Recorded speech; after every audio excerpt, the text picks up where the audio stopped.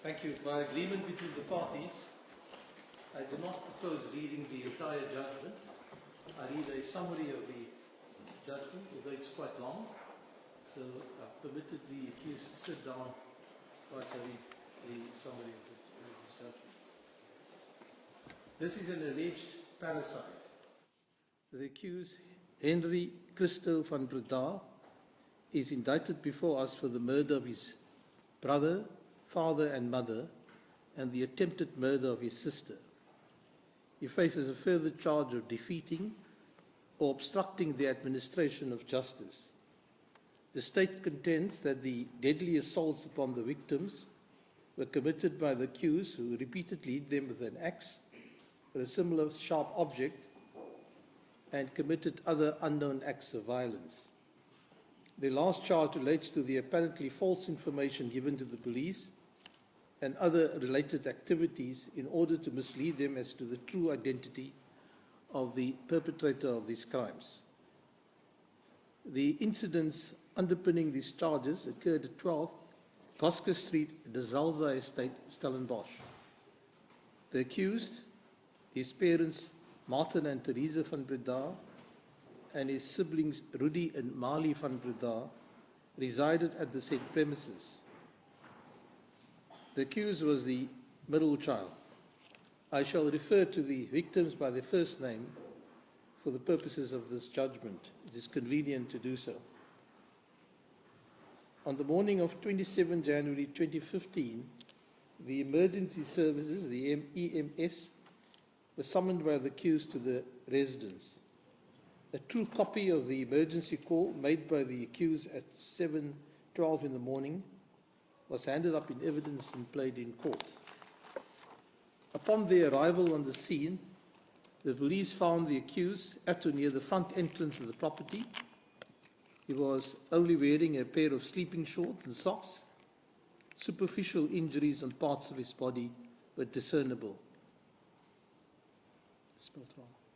Two of the deceased, Martin and Rudy, were found inside the bedroom on the first floor. This was the bedroom used by the accused, and Rudy, Teresa and Mali were found nearby in the doorway. This was the bedroom used by the accused and Rudy. Teresa and Mali were found nearby in the doorway, or rather the passage area, outside the same room. Mali was still alive, but barely so. The deceased and Mali had severe head injuries, probably caused by the axe found on the stairway leading up to the first floor. Although Mali did not succumb to her injuries, the injuries sustained by her are similar to the injuries sustained by the deceased. These events lead to the case before us. The accused pleaded not guilty in respect of all the charges, and an extensive written plea explanation was placed before the court. In the said statement, it was inter alia alleged that the persons responsible for the attack upon the Breda family were unknown intruders, one of whom wore dark clothes, gloves, and a balaclava-type mask. The accused and the attacker were involved in a physical altercation during which the accused sustained injuries. The accused disarmed the attacker, and in pursuit of the fleeing attacker, the accused fell down the stairs. The accused got up and followed the attacker to the outside via the kitchen or back door. The emergency services were not called, as the accused did not have a number for them. Instead, he tried calling his girlfriend, Bianca. Upon re-entering the house, the accused then lost consciousness on the stairs and is unable to state whether this was due to shock or the injuries sustained by him, or to a combination of both. He was unsure for how long he was unconscious. In any event, when conscious again, he endeavored to find the emergency number and lit a cigarette to calm down. And because of his Australian accent and because he stutters as a child, he spoke slowly and calmly to the emergency operator. The legal issue: it's the state's contention that the accused is responsible for the attack on his family and that he subsequently tampered with the crime scene. The state's case is based on circumstantial evidence. There is no direct evidence implicating the accused. The state contends that no one else could reasonably possibly have committed the crimes, and that the accused version, that is, of intruders committing the crime, is simply not true. Defense counsel argued that the circumstantial evidence presented by the state to prove its case against the accused does not warrant as the only reasonable inference that the accused was the person who attacked his family. It was argued that the circumstantial evidence by the state supports the accused and not the state's narrative. The van Breda family, Mr. Cornelius Andries van Breda, the brother of the deceased Martin van Breda, described the van Breda family as a close-knit, decent family with no enemies. The accused himself testified that the family had no real enemies and he was not aware of anybody who had a grudge against the family. The children, Rudy, the accused, and Mali, were born on 10 July 1992, 1 November 1994, and 12 October 1998, respectively. The family emigrated to Perth, Australia in the beginning of 2006. The accused matriculated at Scots College in 2012. Martin, Teresa, and Mali van Breda relocated permanently back to South Africa in January 2014. Martin had launched a new school project in South Africa called EduGrow. They relocated primarily because of the demands of Martin's business and Theresa's desire to live closer to her family. Rudy and the accused remained in Australia and studied at the University of Melbourne. Mali attended school in Somerset West, and upon the family's return to South Africa, the family moved from Gordons Bay to the Desai estate in about March 2014. The accused terminated his studies in Australia and joined the rest of his family at the Desai estate in August 2014. The members of the van Breda family were described as well-educated, intelligent, and well-mannered. With regard to the security and layout of the Desai estate, this is obviously of importance in this case. The general layout and the functionality of the system. The accused alleged that the van Breda family had been attacked by an intruder in the early hours of the morning, and shortly before 04 hours 24, when he made his first call to his ex-girlfriend, Bianca van der Westhuizen.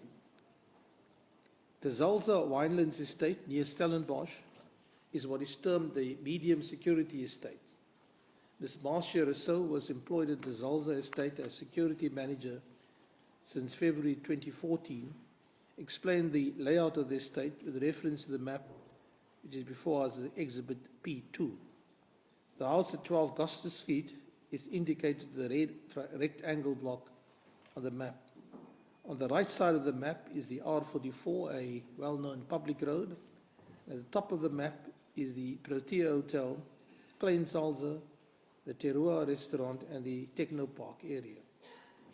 On the left side of the map are surrounding farmlands, an open field, including Speed Farm, and at the bottom of the map is the airfield and municipal land. A river runs through the estate. Thorburn Security, hereinafter referred to as Thorburn, contracted by the estate, provided the security personnel who manned the entrance gate as well as the guards who patrolled the estate.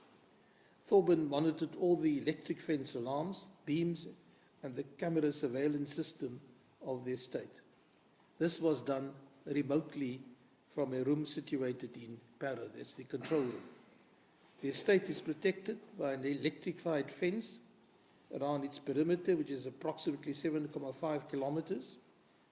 That's the perimeter fence. A barrier fence, anti-dig at some places, cameras at certain points, patrols by security guards, and of course the access gates. Proper access to the estate can only be gained through the 3 access controls gates. The unmanned gates were generally kept locked. The river is protected with an electrified fence as well. At the river inlet is a gate and barbed wire stretched across the river. Mr. Jaco Peterson, the previous security manager, confirmed that the estate had and still has more than one phase of security. Thermal cameras were installed during Mr. Peterson's tenure that could pick up or spot something or somebody 20 meters from the fence. A further phase were the security guards who did patrols. The security guards served as foot soldiers. Visible patrolling by driving around was also an important deterrent. Mr. Peterson testified that if a camera did not spot a person, the alarm would alert the security personnel of the person's presence. When and if an alarm was activated by an object or person touching the electric fence, the remote monitoring room in Parow would, upon seeing that an alarm had been activated, send out the shift manager or first responder to that specific area. It is common cause that the Van Breda family residence at 12 Gosker Street is situated more or less in the middle of the estate, in a fairly built-up part of the area, near the end of a cul-de-sac, and it is the second last house in the cul-de-sac. The court conducted an inspection in loco and recorded its findings with regard to the general layout of the estate and the house. Extensive evidence was presented with regard to the security of the estate and access to it. The night of the murders, was there a possible breach of security during the night of 27 January 2015? I'll deal first with the visitors and access control gates. No unknown visitors went through the access control main gate during the night of 27 January 2015. Nobody signed in at the main gate from 23 hours 57 until 07:05 the following morning. That's according to the report Exhibit Y, handed in actually by Defence Counsel. Ms. Rousseau verified the report with regard to access cards and the times persons went in and out of the estate. CCTV footage of unlocked comings and goings at the Kleinzalza gate the morning of 27 January 2015 was presented by Defence Counsel. That's Mr. Botha, assisted by Mr. Matia. A restaurant and a lodge are located at Kleinzalza estate at zone 39 and 40, which is situated quite some distance from the residential area of Desai, as can be seen on the map Exhibit V1 and W. Ms. Rousseau conceded that a proper record had not been kept at the Kleinzalza gate. Neither the security guards, the neighbours, Ms. Optwerf or Ms. Talliard, nor the accused testified about the presence of a suspect motor vehicle in the residential area of the Zalza estate.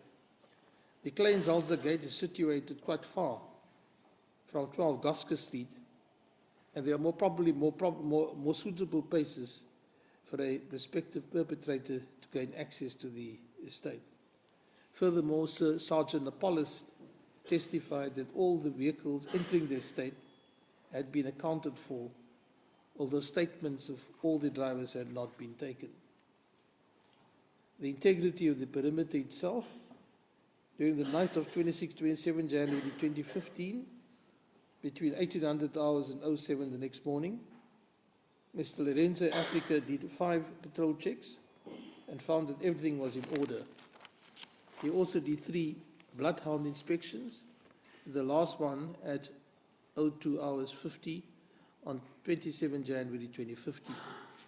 During the course of the night, no alarms were activated and no trespassers, intruders were found or reported on the estate. If any such event had taken place, the monitor would have been activated and he would have responded. Therefore, on the face of it, there was no security breach the night of the murders. Mr. Africa checked the entire green barrier fence for holes the night of the murders.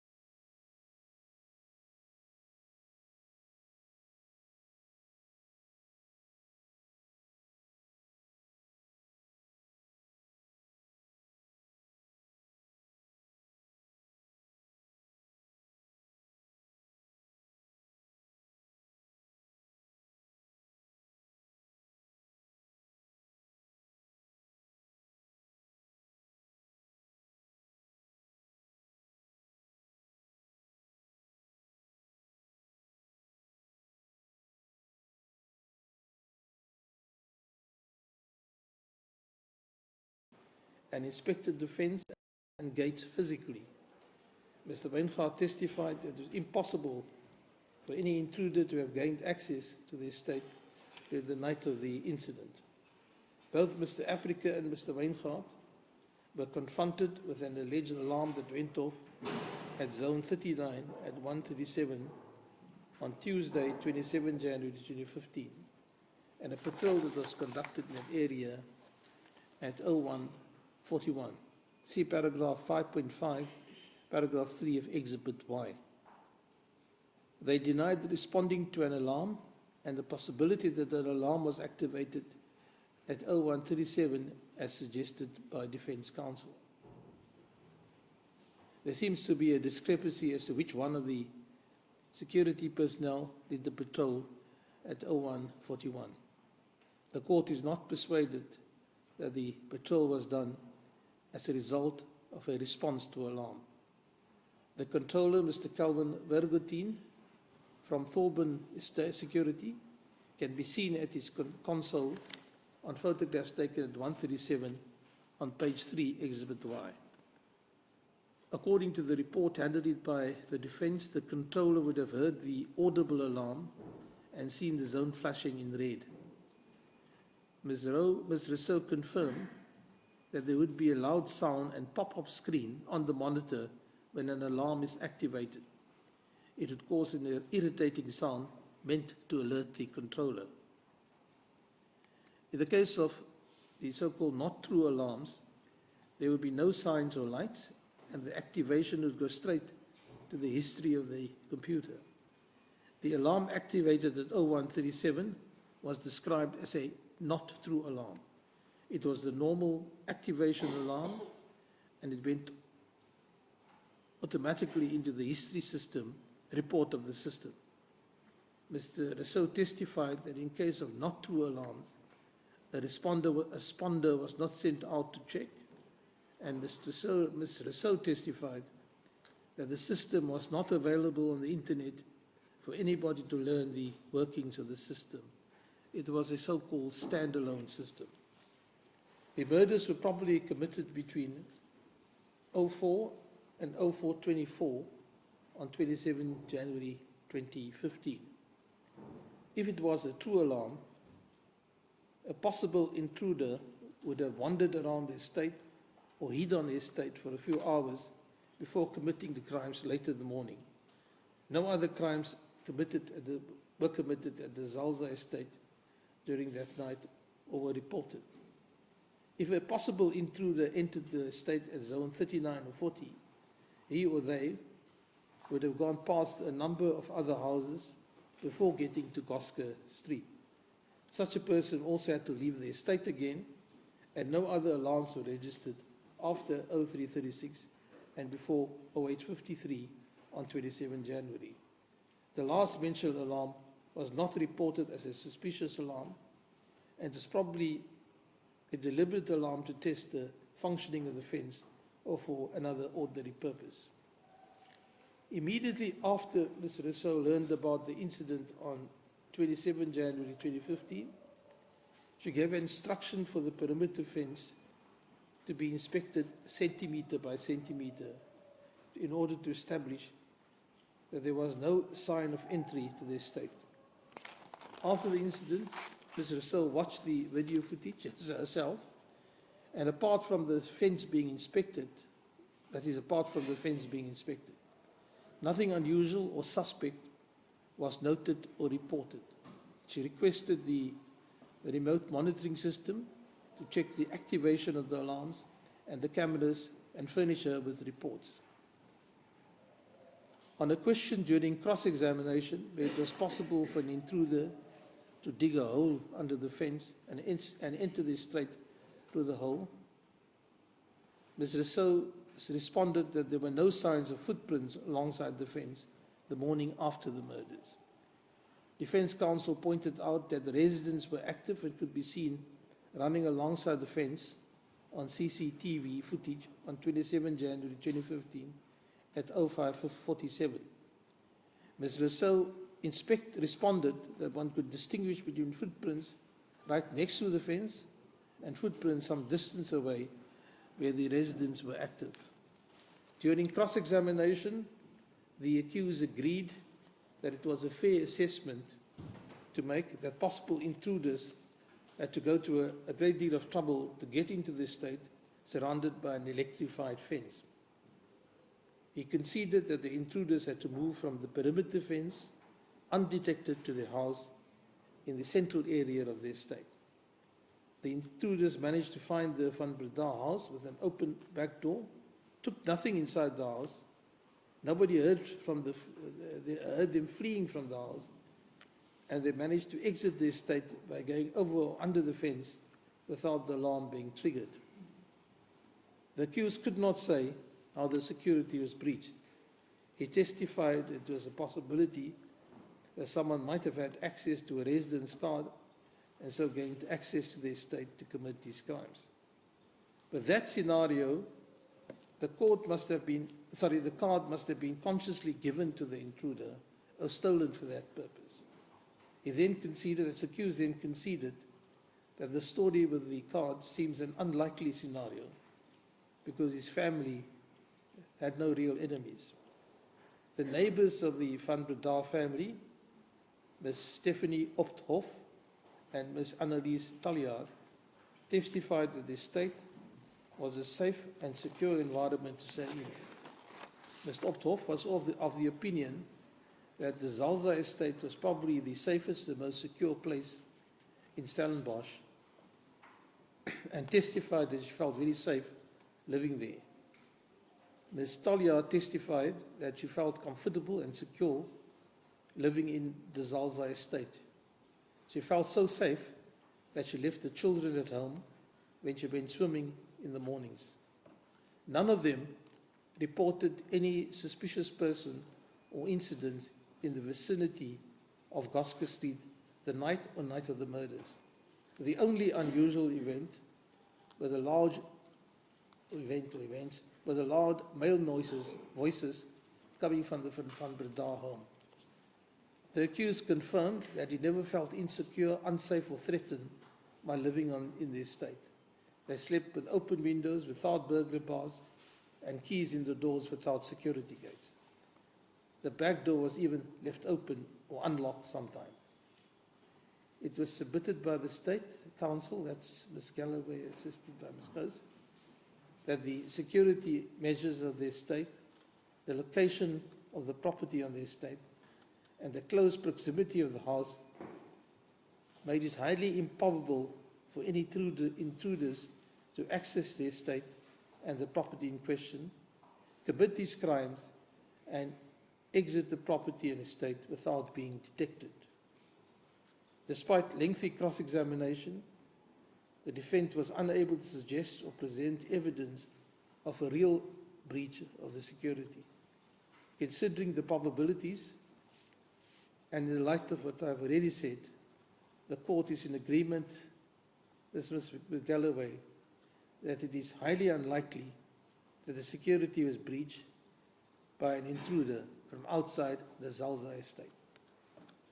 The emergency call and the demeanor of the accused.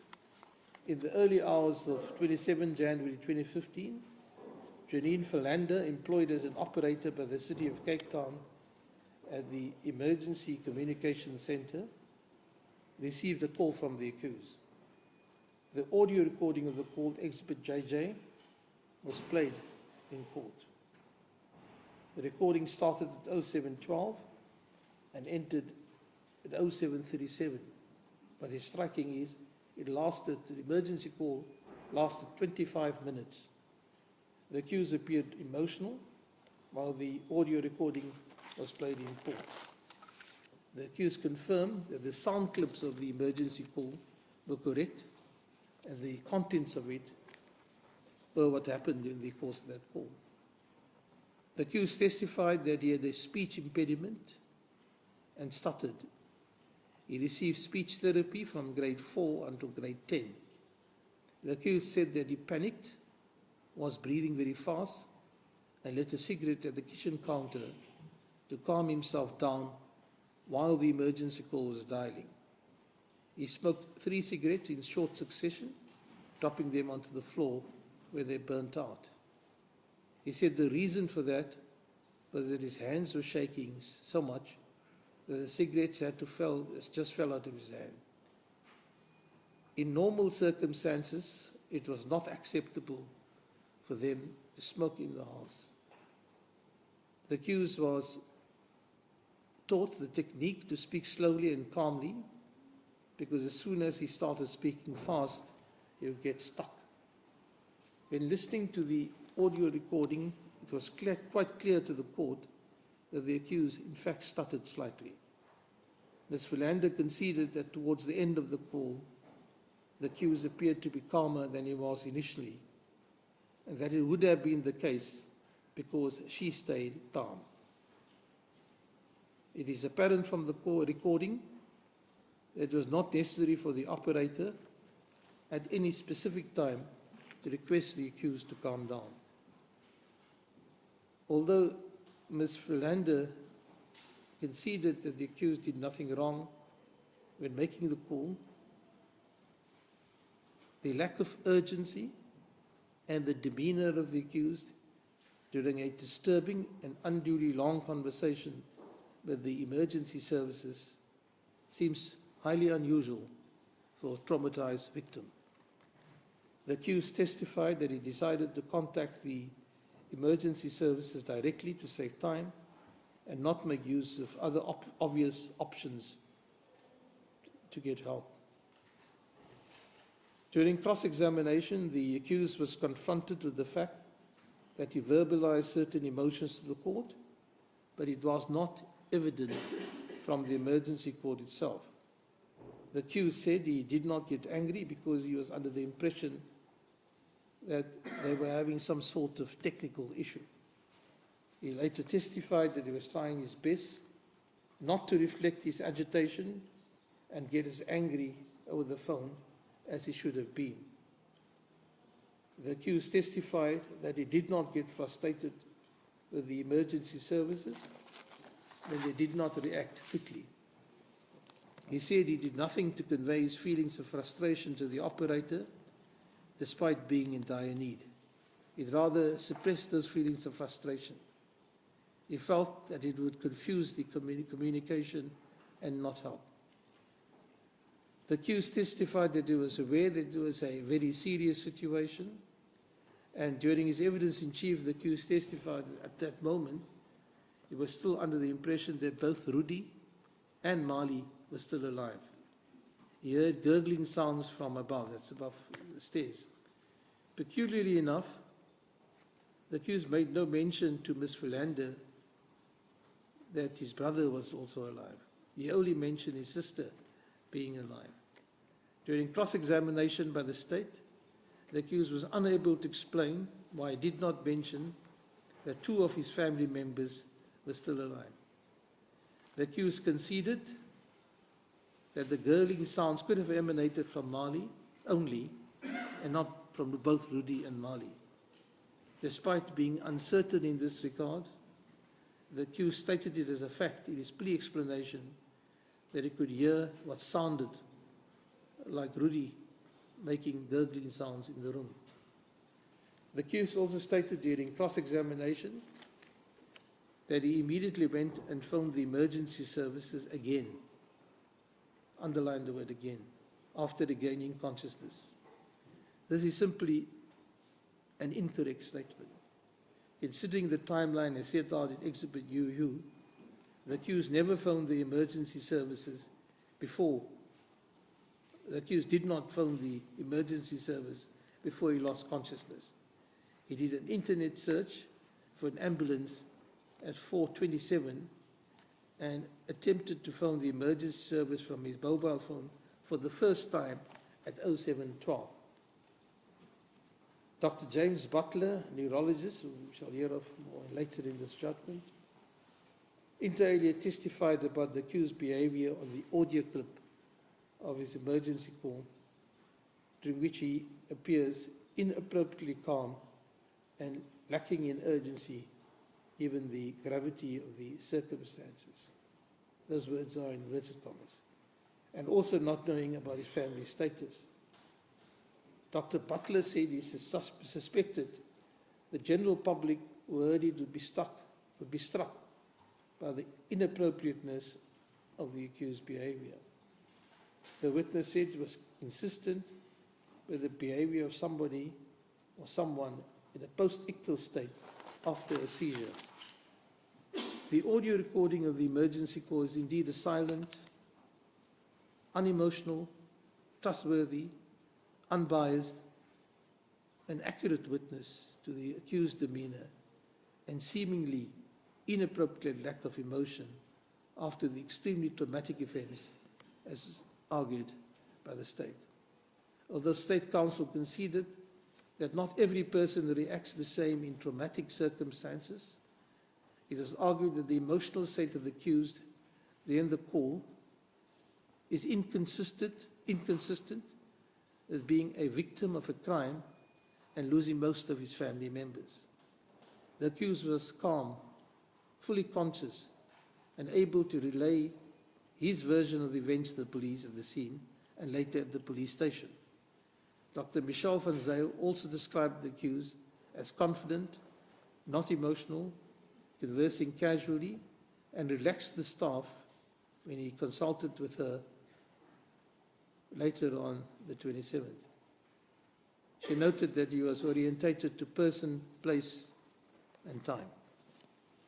If the accused's intention was to get help as quickly as possible by speaking to the emergency services directly, it does not explain why he first tried to contact Bianca van der Westhuizen, his girlfriend at the time, at 04:24, before Googling the number for the emergency services at 04:27 on 27 January. See in this regard Exhibit UU. The accused confirmed that the landline and mobile phone numbers indicated on Exhibit UU belonged to him and Bianca, and the home landline. He said he accepted that the information downloaded from the mobile phone was correct. Furthermore, the accused was confronted with the fact that he did not seek help from other obvious sources like neighbors, Desai security, or the other emergency numbers on the list against the fridge. And while on the cordless phone to the emergency services, he called a minor school friend,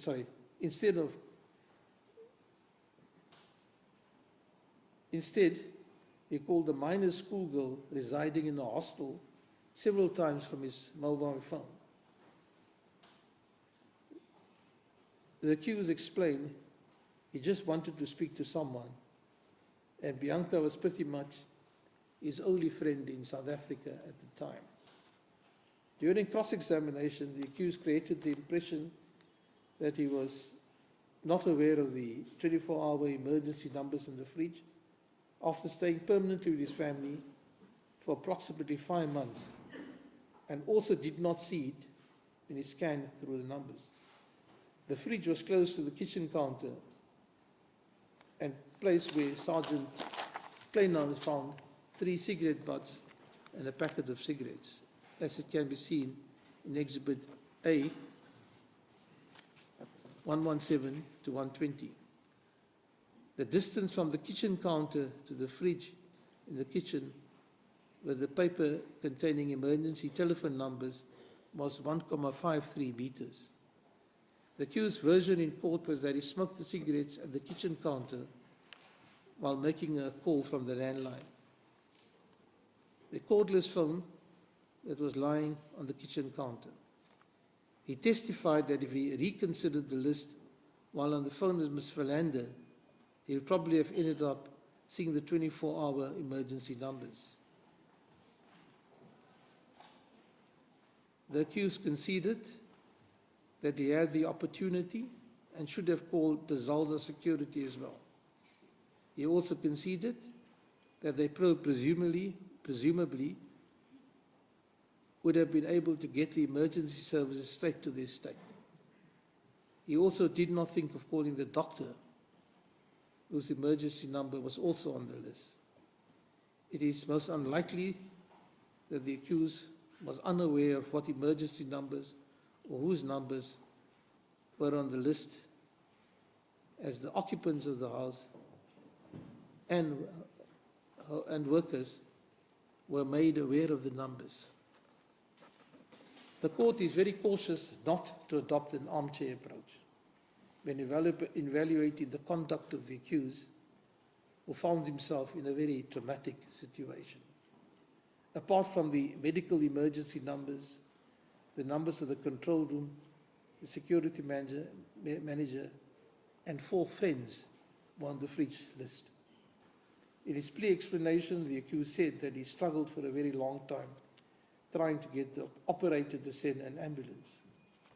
According to the accused, the operator seemed confused and he did not get the quick response he was expecting.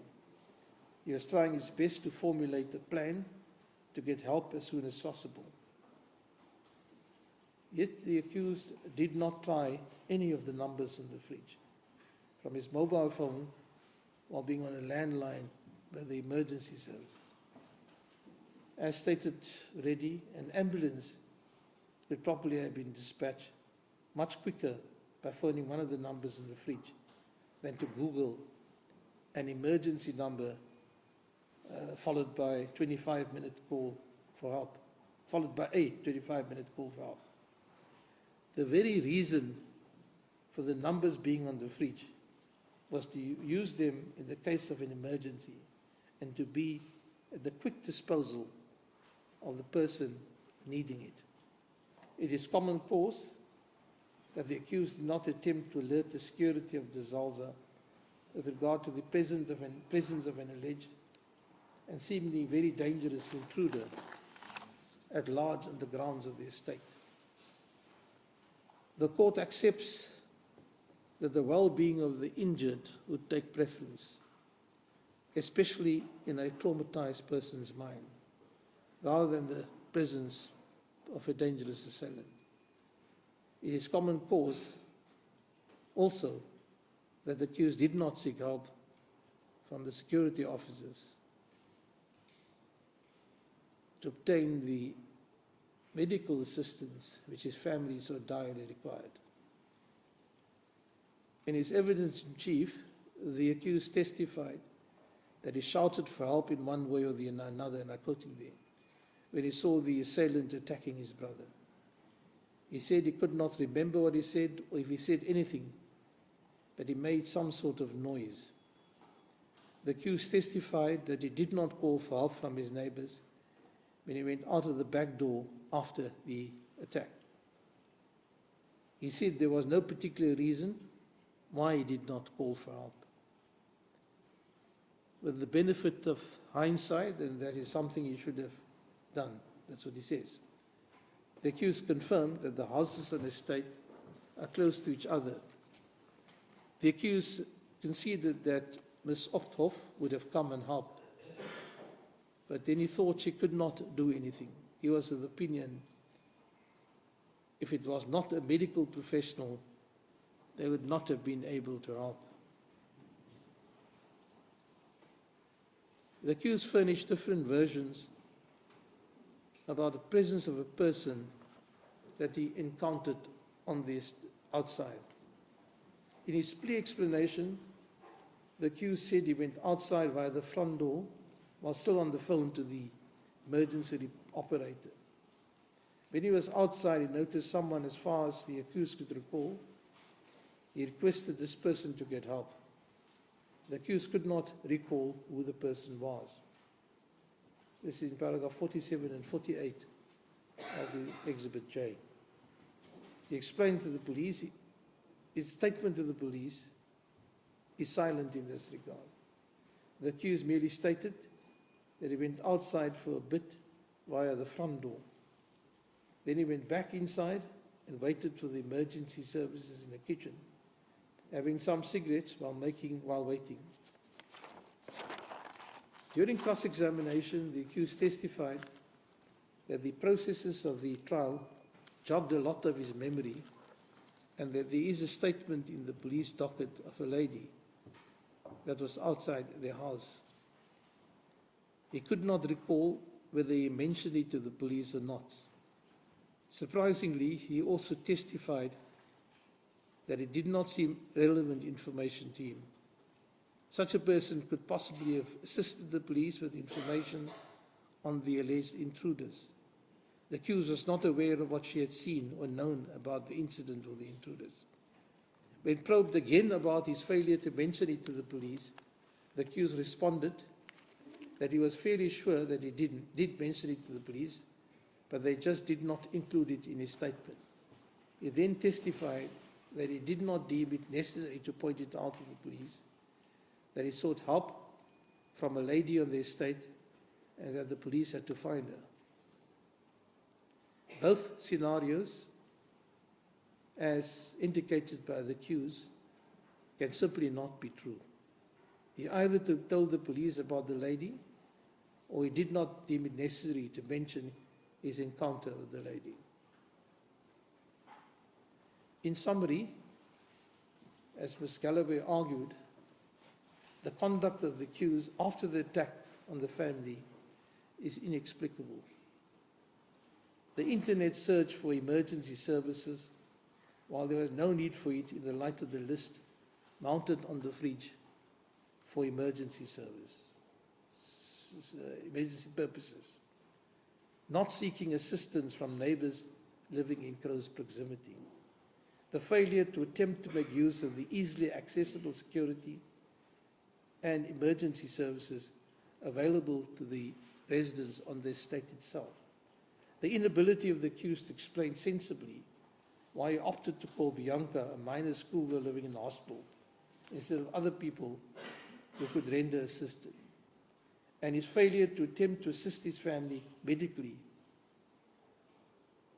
or comfort them in their dying hour.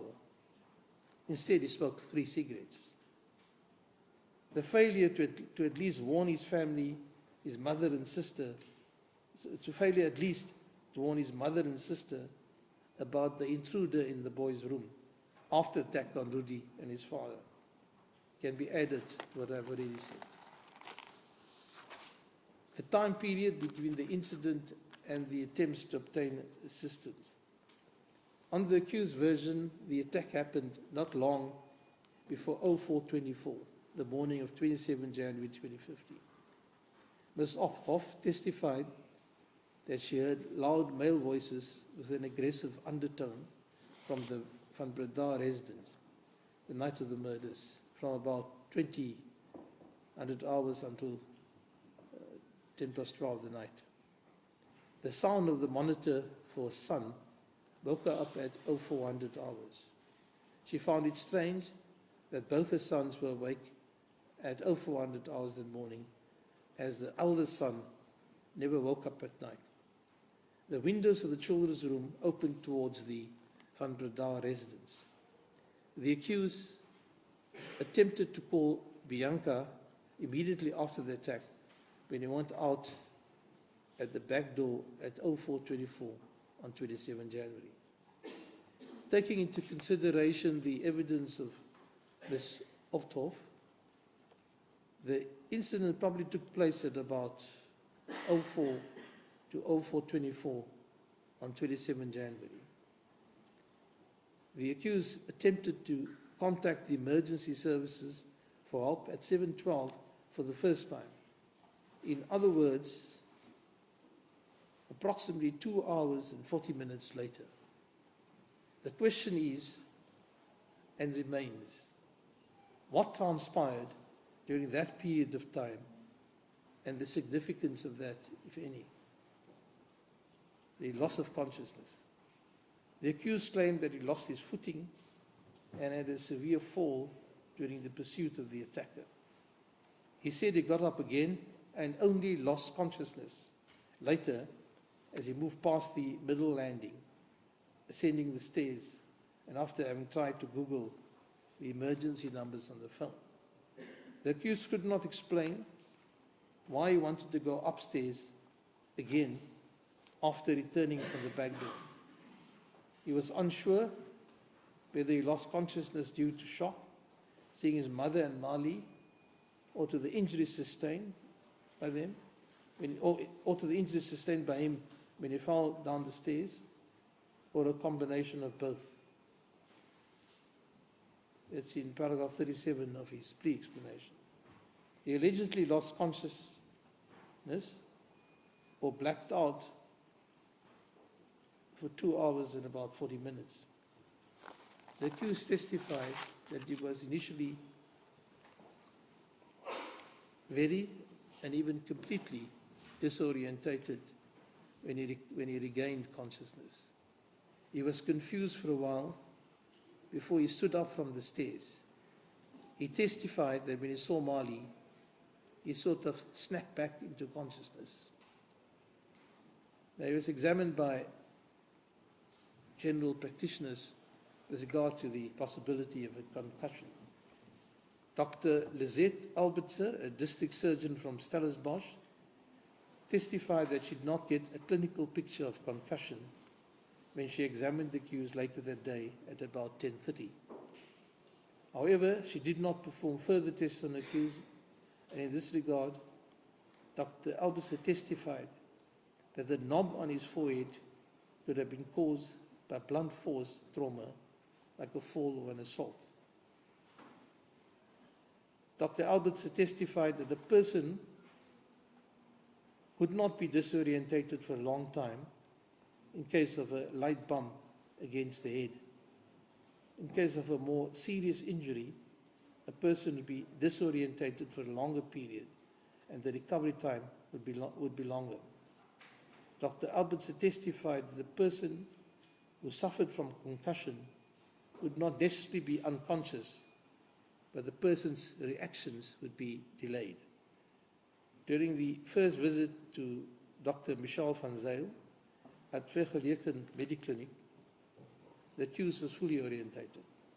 The witness had a good and proper conversation with the accused. And when the accused returned for the second time, accompanied by the police, he was still 100% orientated. The accused was orientated to person, place, and time. During the second visit, the accused answered specific questions coherently. With reference to the injury against his forehead, Dr. van Zyl testified that there were no signs of concussion or brain injuries, and the test done by her excluded the possibility of a concussion. The discoloration of the eyes could have been as a result of the bump or injury to the head, and Advocate Bertha asked whether it be possible that the blood could flow from one eye to the other if a person had lain flat on his right side. Dr. Van Zyl responded that it was not likely, but it was not impossible. To deal with the comments on the period of unconsciousness and brain injury by the specialist forensic pathologist, Dr. Timmensma.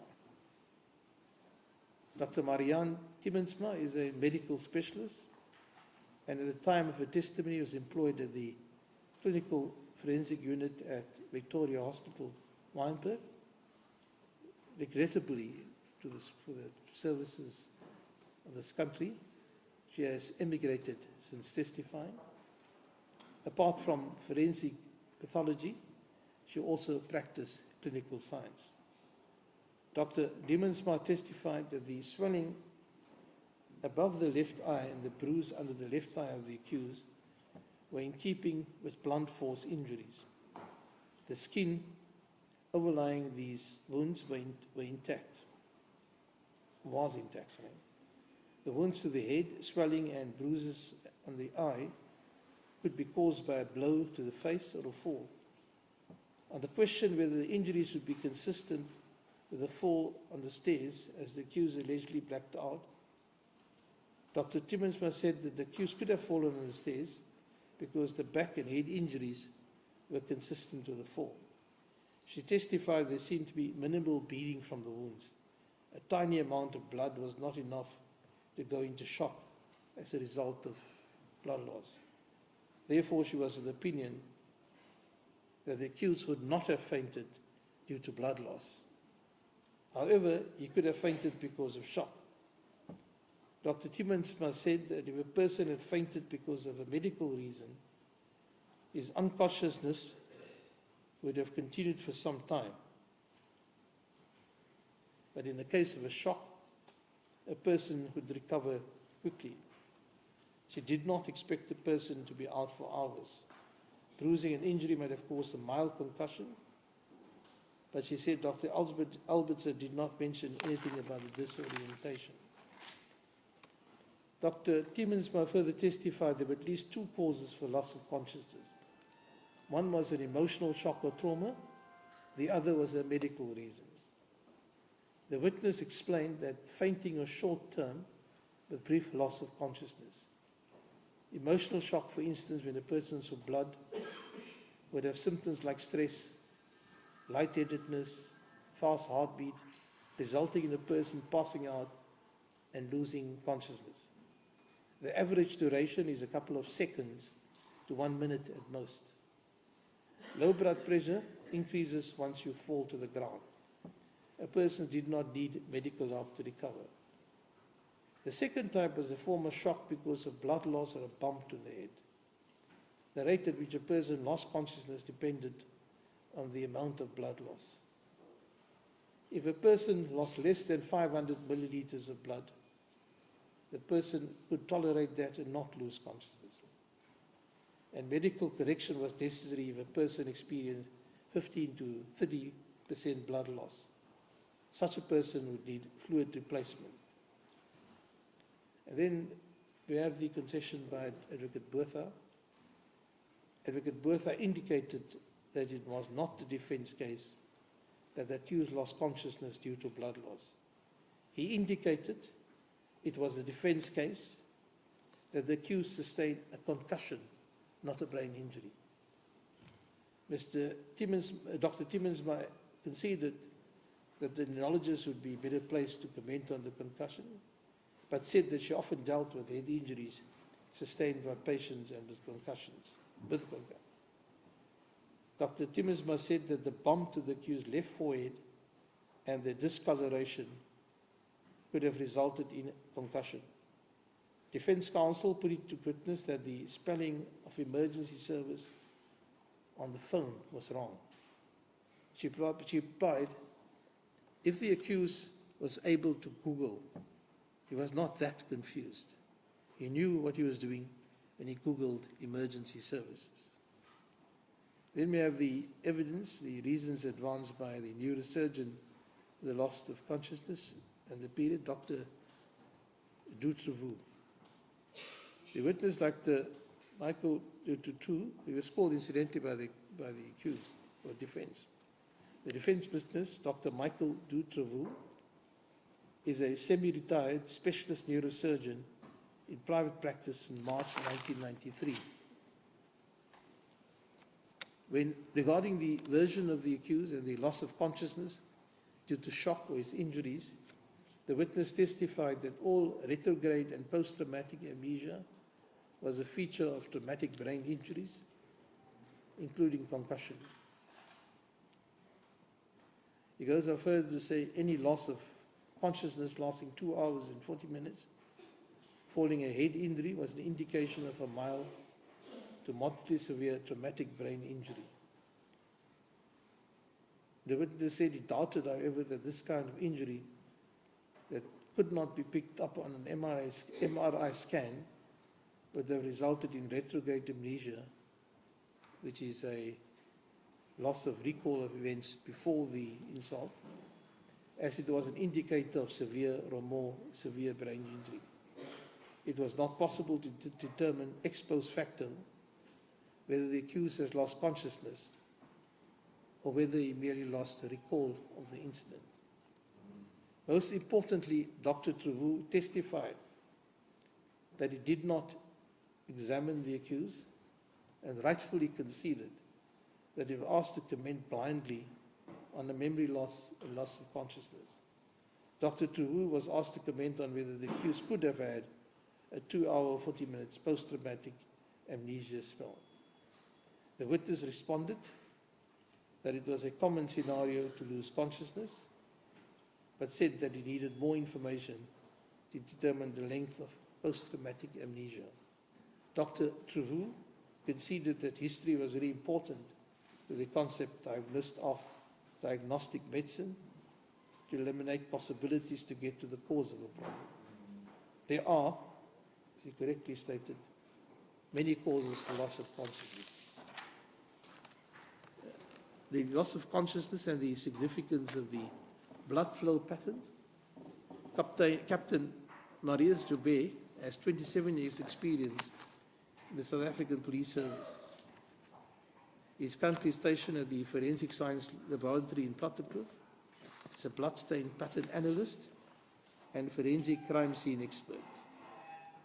His qualifications and experience are set out in paragraph 2 to 4 of Exhibit D1.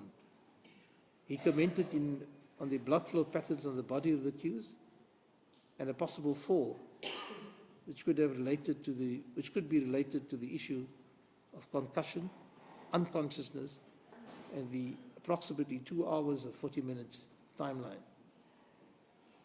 The accused testified that in pursuit of the fleeing attacker, he lost his footing and fell down the stairs.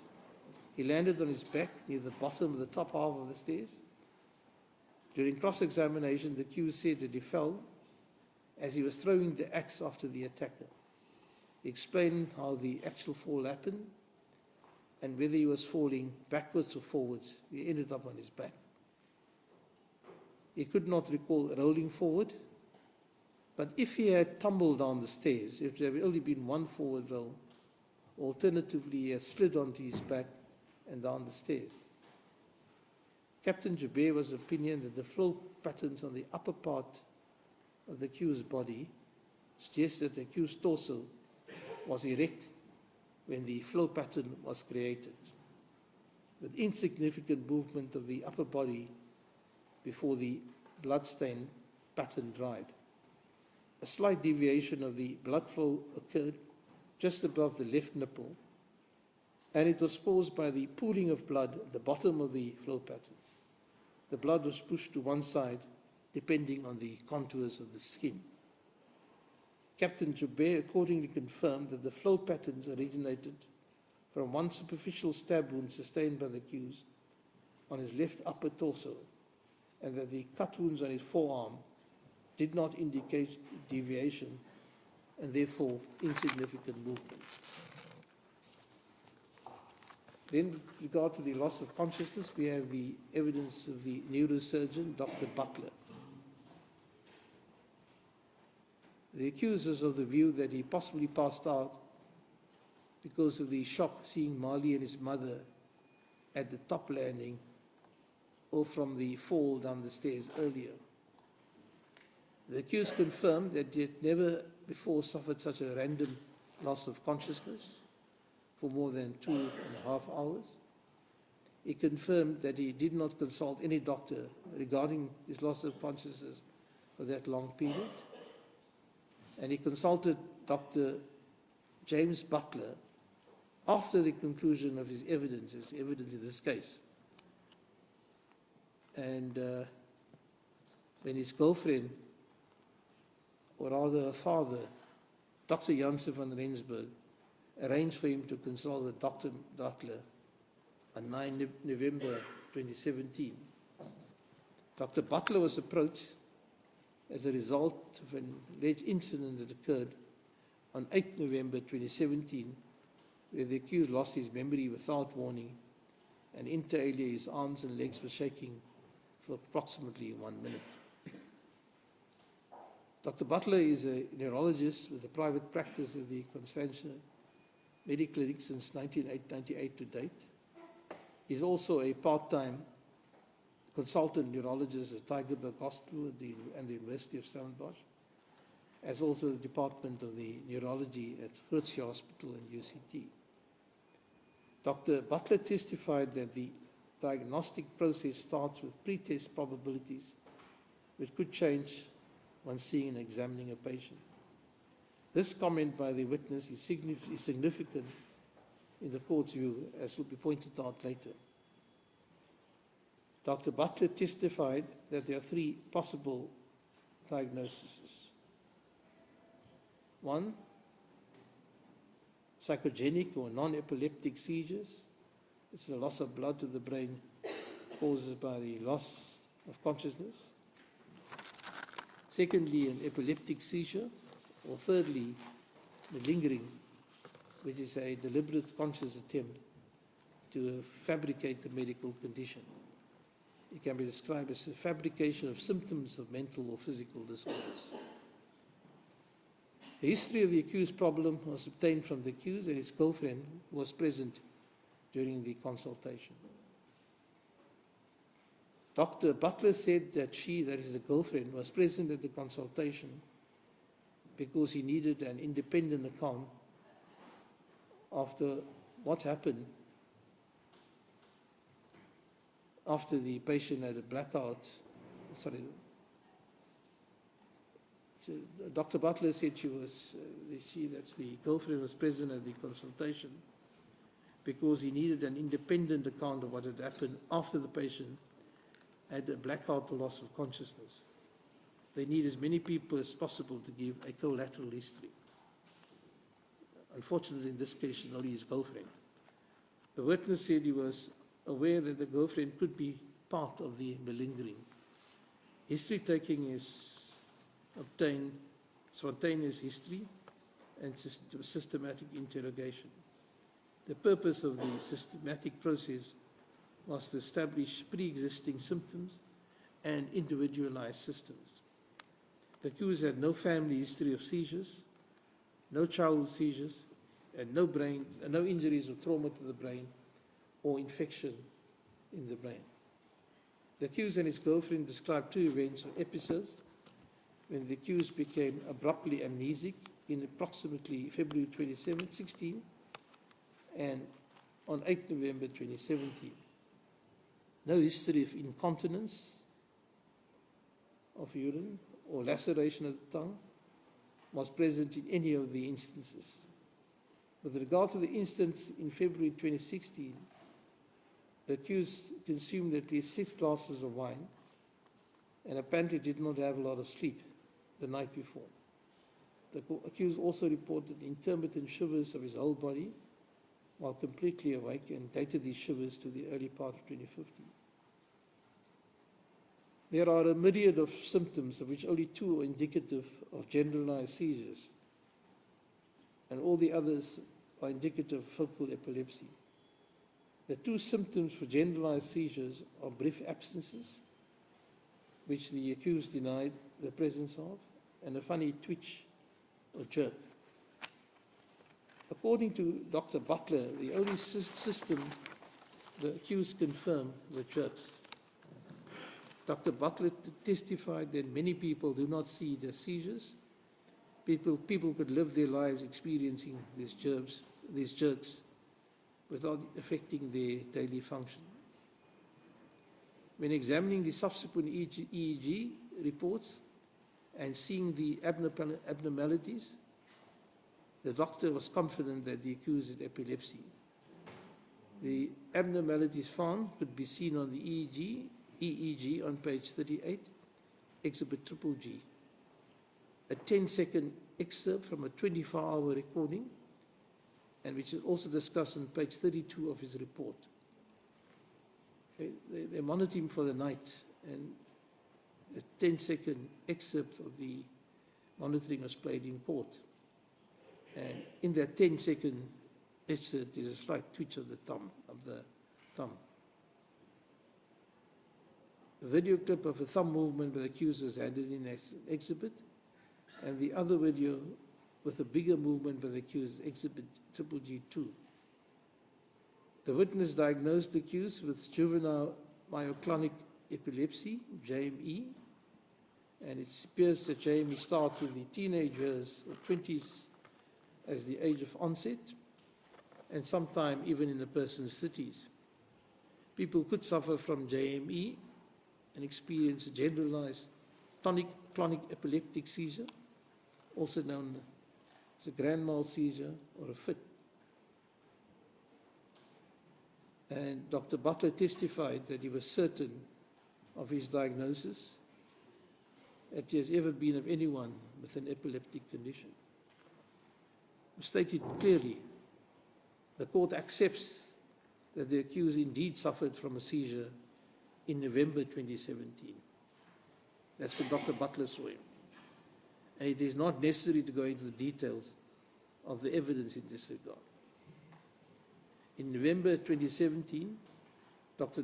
Butler not only consulted with the accused, he also did tests before making the diagnosis. The only other source of information about the episode in approximately February 2016 is the girlfriend of the accused. She did not testify, and therefore the court is not in a position to evaluate the independence and reliability of her version of the history. The accused himself did not testify about the circumstances pertaining to the incidents in February 2016. Even if he did not remember much about it, his girlfriend surely would have alerted him to it. Therefore, the court makes no finding in this regard. The fact is, the fact that Dr. Butler did not examine the accused or do tests on him in February 2016. Dr. Butler testified that it is highly likely that the accused has generalized tonic-clonic seizure in 2016, and he conceded that he will only use the word definite when he has a video EEG running on somebody. This obviously didn't happen at the time. The court will come back to the relevance of this issue at a later stage in this judgment. During the cross-examination of Dr. Timmensma, it was put to the witness that the accused would say that he was certain that the paramedics did not clean his wounds. As the person who took his photo wanted to document his wounds, as they were at the time. Dr. Butler stated in paragraph 25 that the accused had no recall of some of the questions put to him after the incident and was told that he did not answer some of the questions. Dr. Butler could not say by whom the questions were put to the accused. None of the police witnesses testified that the accused did not answer the questions, and no such allegations were made during cross-examination of the state witness. The accused even gave an account of the events to Captain Steyn at the crime scene. The accused gave a detailed account at the police station and in court of the sequence of events after he had woken up until the arrival of the police, and he had a coherent conversation with EMS and Captain Steyn. On behalf of the accused, was put to Sergeant Kleinhans that the accused put his shoes at the bottom of the stairs before the arrival of the police.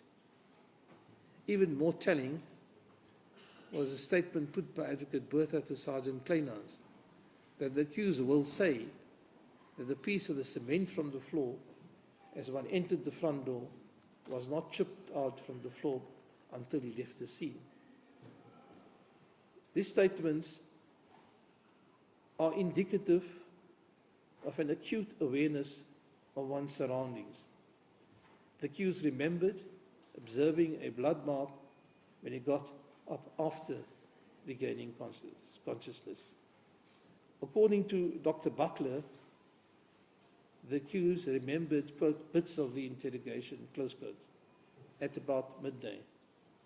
From his testimony, it was clear that the accused contested the contents of his comprehensive statement to the police, Exhibit SS, taken the same day, being fairly certain of the events that transpired at the police station.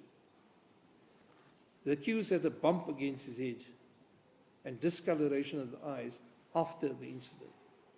Dr. Butler testified that in this instance, there was no other possible causes of amnesia, but he accepts that there was an amnesia.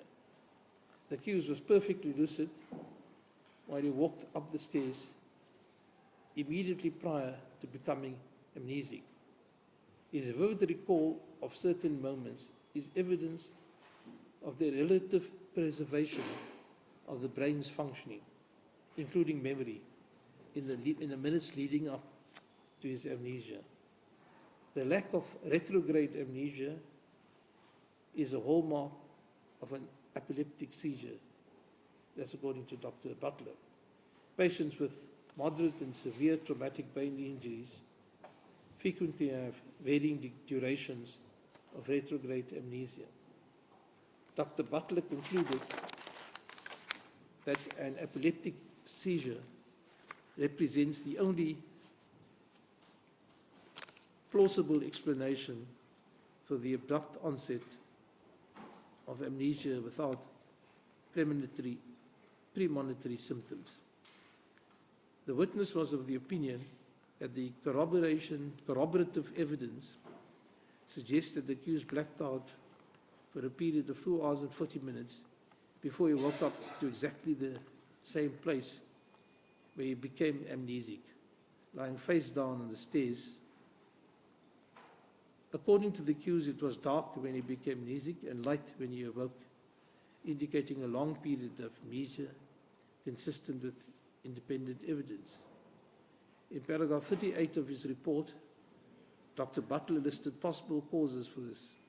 He testified that a traumatic brain injury can readily cause unconsciousness for the entire period of 2 hours and 40 minutes of lying in exactly the same position and not simply being amnesic. In the event of a brain injury, the period of loss of consciousness would indicate a moderate diffuse traumatic brain injury. A full neurological recovery over hours, characterized by amnesia and immobility of very little movement for 2 hours and 40 minutes, is highly unlikely.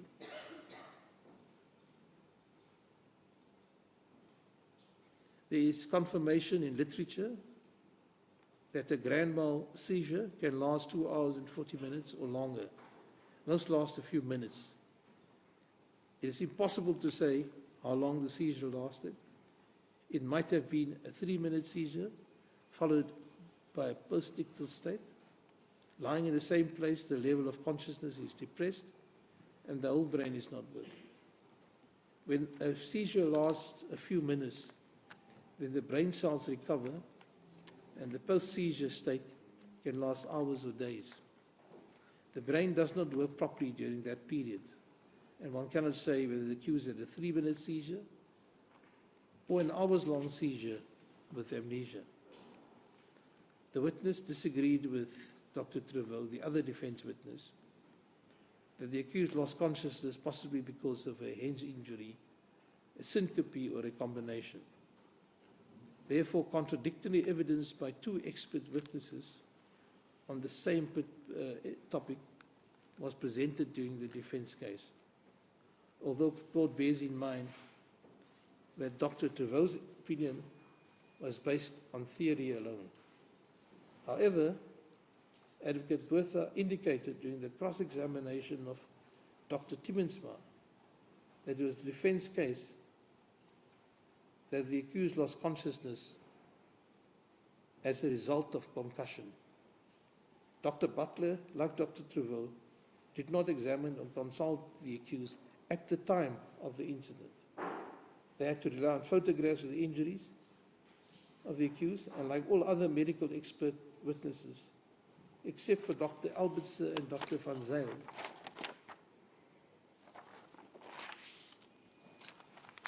Dr. Butler said that no other medical cause for lying in the same position like this is apparent. The accused's failure to move is indicative of dysfunction in the motor systems of the brain, which are represented in the front lobes, while amnesia is indicative of dysfunction in the temporal lobes. Lying in the same position or place can only be explained by diffuse brain dysfunction, a depressed level of consciousness, or by fabricating the history. Lying in a relatively immobile amnesic state in exactly the same place for a few hours after an abrupt onset of amnesia is typical of an epileptic seizure. There are no other diagnostic possibilities other than malingering which can explain the time period. Abruptness of onset of amnesia can only be caused by a seizure if one accepted the correctness of the facts of the blackout.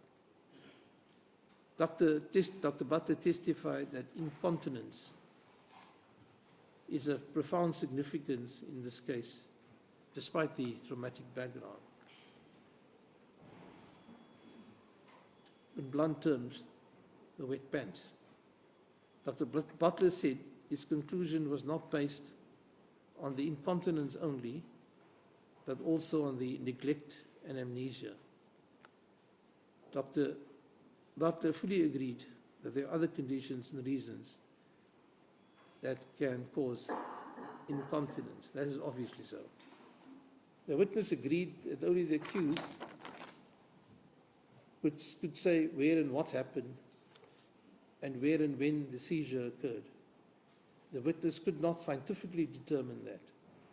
The witness could also not with scientific certainty say how long the seizure lasted, but was only inferring it. In justification of his opinion that the accused was not hit on the head, Dr. Butler explained that the accused was perfectly lucid immediately prior to becoming amnesic while he walked up the stairs. The accused's vivid recall of certain movements is evidence of the relative preservation of his brain's functioning, including memory, in the minutes leading up to his amnesia. Advocate Galloway asked whether, given the facts and circumstances, there is the possibility that the accused committed the murders, done things, and then had the seizure. And this is important, Dr. Butler replied that the answer is emphatically yes. However, in that instance,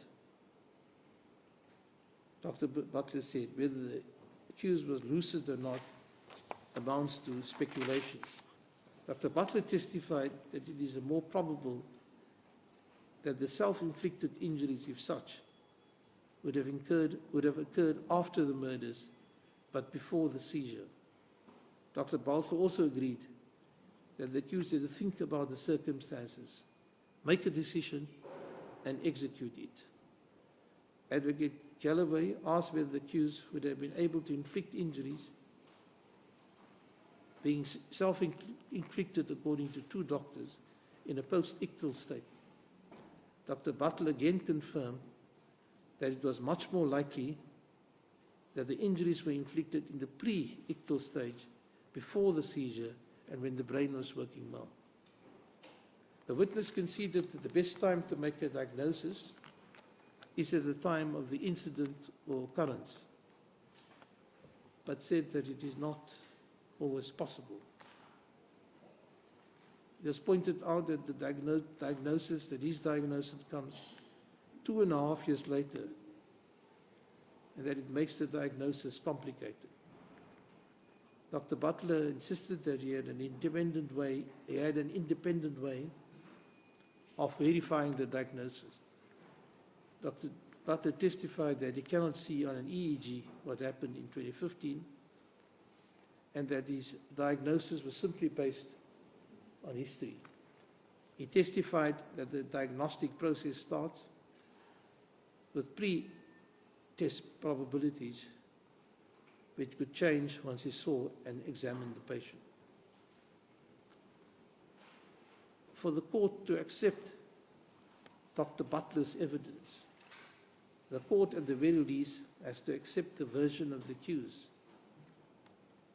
that he wet his pants as a result of the seizure, and that he suffered from amnesia for a prolonged period after the seizure.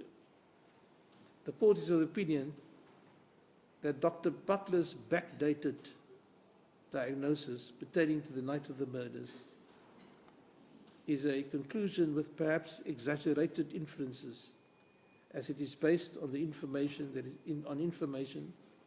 that is incomplete, not necessarily reliable, and is also not corroborated by independent sources or objective evidence like medical tests. According to the witness himself, accurate diagnosis needs careful history and examination as per standard clinical practice. Although in this instance, he was prepared to make a diagnosis with some certainty, without an examination or consultation with the patient as to what occurred 2 years earlier in 2015. Even if the court accepts Dr. Butler's view that it was likely that the accused suffered a grand mal seizure on the night of the murders, no evidence exists that it had a bearing on what transpired prior to his actions and decisions made before the seizure. Therefore, it would have had no bearing on the commission of the murders if the court finds the accused to be responsible for the crimes. In that circumstance, the circumstances suggested by Dr. Butler, it would at most for the accused, it would explain his inappropriate behavior after the murders. The court will adjourn for 10 minutes.